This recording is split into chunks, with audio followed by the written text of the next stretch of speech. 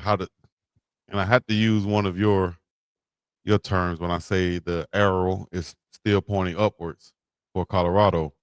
And you have a lot of young players out there that's coming back next year, from five-star Jordan Seaton to five-star Julian Lewis, Draylon Miller, and Quentin Gibson, and defensive players all across the board. You add in some of the guys that Coach Prime bringing in. We don't know what the transfer portal will bring yet, but you have a time now, like you said, to work on, get that pride and work on for next year, that camaraderie, that cohesiveness, that chemistry.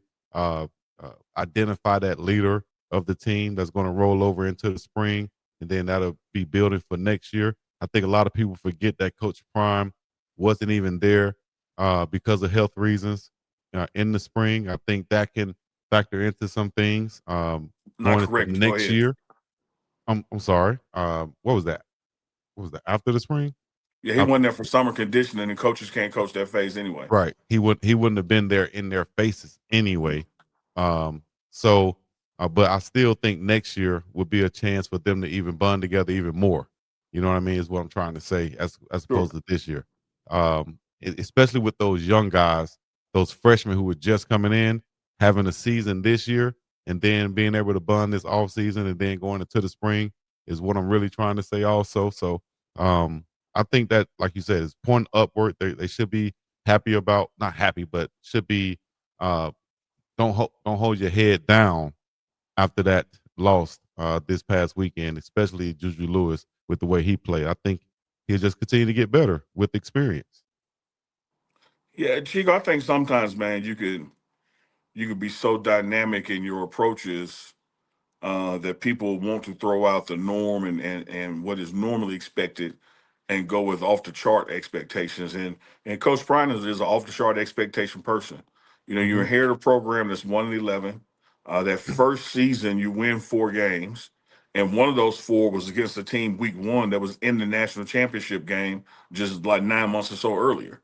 And so arrow absolutely is pointing up. Next season you come and you go 9-3, big loss in a bowl game, but produce a Heisman Trophy winner, Unitas Award winner, et cetera, with 9 wins. And I think people forget, no one, not only how hard it is to win in college football, just period, but two, you're not going to have the same rosters back to back to back or back to back like you traditionally have in college football. So Hmm. yeah, you went 9-3 last year, but you look up and you got probably about a 50% new roster the next year.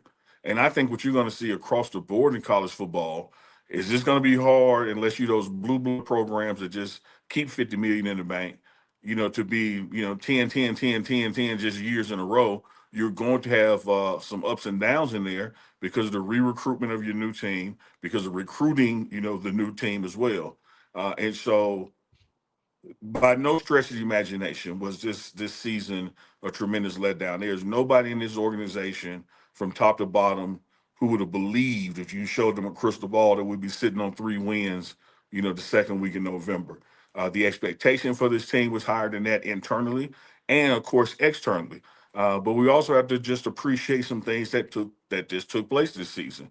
Yeah, you don't have a Travis Hunter, you don't have a Shador Sanders, you don't have a Cameron Stillman, Craig back there, LeJounte West, Will Shepard. Like the list goes on and on. You had new guys in who are just as talented, or even collectively more talented. Because I was one of the ones who sat here all summer long telling y'all how talented this team was. But I failed to recognize and see, and that's a my bad on me, that this team hadn't become a team yet. Oh, the talent was there. The talent is there. But that 9-3 team was a talented team. This was a room of talented individuals, and you didn't have that cohesiveness to get started till late in the season. And tragically, only got 2 games left, But I think the arrow is absolutely pointing up, on this program and the CEO of it that leads it, Coach Prime, Coach Deion Sanders. So I would not be selling my Coach Prime stock. I would be buying more of it because the future is indeed bright with the talent that's coming back and the talent, that's already committed. Hmm. Yeah, a lot of talent coming back. So that really goes to the recruiting that was done and the guys that was brought in that a lot of people criticize anyway. But you got a lot of guys that would on this team that was brought in that still have more years to play. Yeah, and they want to be here, Mm-hmm. and they want to prove that they are not that record. I mean, like Chico, here's the deal. You can be where you are, but not be who you are while you're there. Like this is an absolutely dismal losing record, but this team is not compromised to losers or quitters. So yeah, the record is what it is.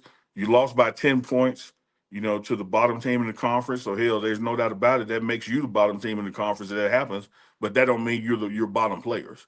You just Mm-hmm. have to learn from this, grow from it, and realize that we are better than that record. We got to go out and do the things necessary postseason, through spring ball, and also through summer conditioning, summer one and summer two.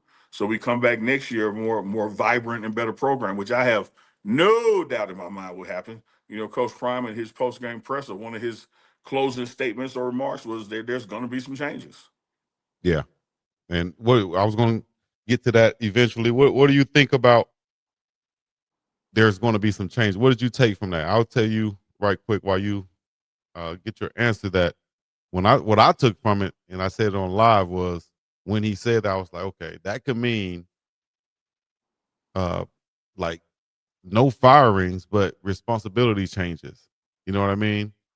Or I could be wrong, and that actually mean some firing. So I want to see, what does Uncle Neely think when he hear that there's going to be some changes. I just keep in mind now when I say this, you can ball your fists up because I'm going to talk about you because you said what you said. I think you and everybody else just need to take the man for what he said. There'll be changes. Changes don't mean firings. And so for you to say that, well, it could mean what it sounds like it's going to be, he didn't say that.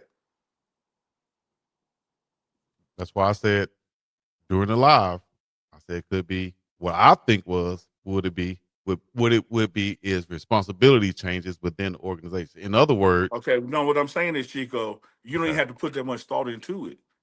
Just okay, take what he said. There will be changes. I don't know what those changes are, and I would bet you this. I put $100 on it that right now he don't know what those changes are. okay. But there's no way you win 3 football games and go back and go into the 2026 calendar exactly the same way you went to the 2025 calendar. There's no way that. Thank y'all for coming out. God bless you. Good night. Peace in the middle. You sure? Are you yes, sir. Unk Chico, Sunday Night Live, live and direct. It's another Sunday night. It's another Sunday night. Another Sunday night live with Unk and BiggDoggChico. Was that day, Harley? Was that day, Harley? It's another one. It's another one, baby.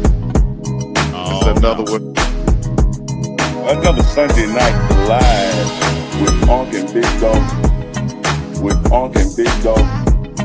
With Unk and BiggDogg. So get ready for it.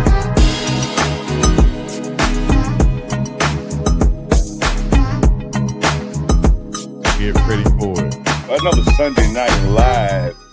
Unk and BiggDoggChico. Shout out to the super chats also before we